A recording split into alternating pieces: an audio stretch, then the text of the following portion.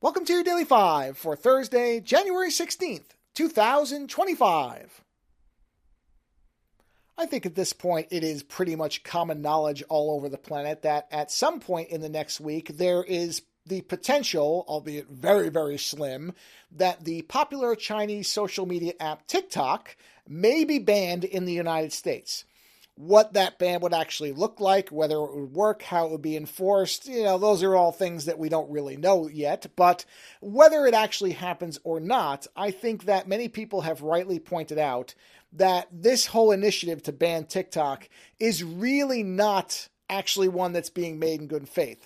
And what I mean by that is, if this ban was just the first of a series of measures that were part of a very informed and detailed deliberation on how user data is secured in this country. I can't speak to other countries, so only the United States.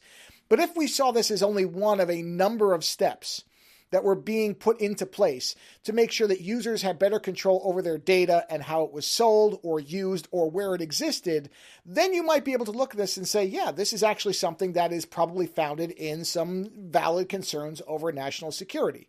Now, there are people who have said that there are national security concerns, real ones, over how TikTok handles U.S. user data.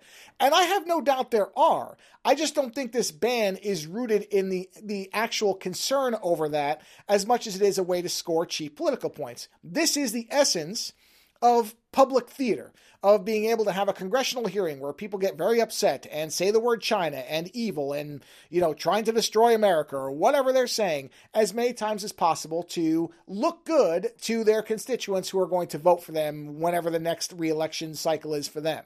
But again, we're not seeing anything past that. So, okay, you ban TikTok. There's already been at least two. One's called Red Note, and I think the other one is a Chinese name that I'm not going to even attempt to pronounce. But there's already been two other apps that have suddenly surged in popularity because people are, concerned that this thing might go away and they want to have something else that's an alternative. So now, we're going to ban the next two? And then when two more come behind that, we're going to ban those? Or we're going to just have a blanket ban on any type of software from China? I seriously doubt it. And as I said, this is a very narrowly targeted ban on one particular app. It doesn't address the more widespread data security concerns that, have to do with most U.S. companies that handle your data. There are a lot of things that are done with your data in terms of being sold off and collated and tracked that are perfectly legal.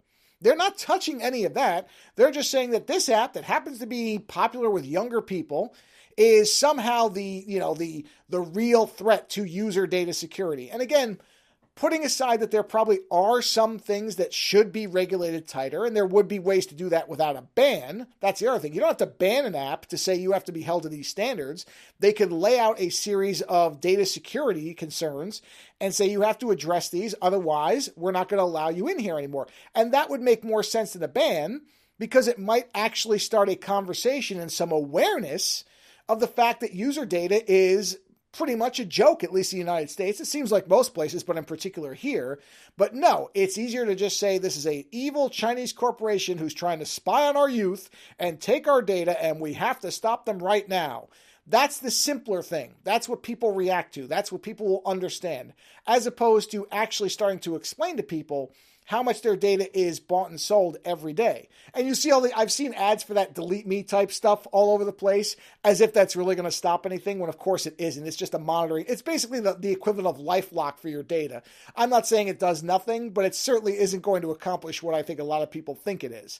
So yeah, I doubt this ban is going to happen for any number of reasons. I also don't care, to be honest. So this is one of those things where I look at it and I'm like, well, if it exists, great. If it doesn't, great. I don't care either way. TikTok is just not a platform I'm concerned about.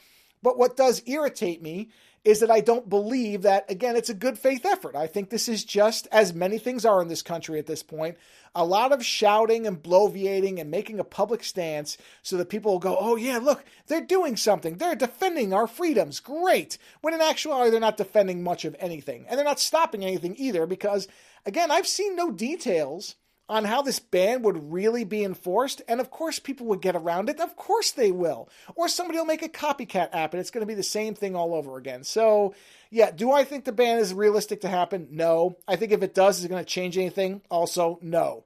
Later.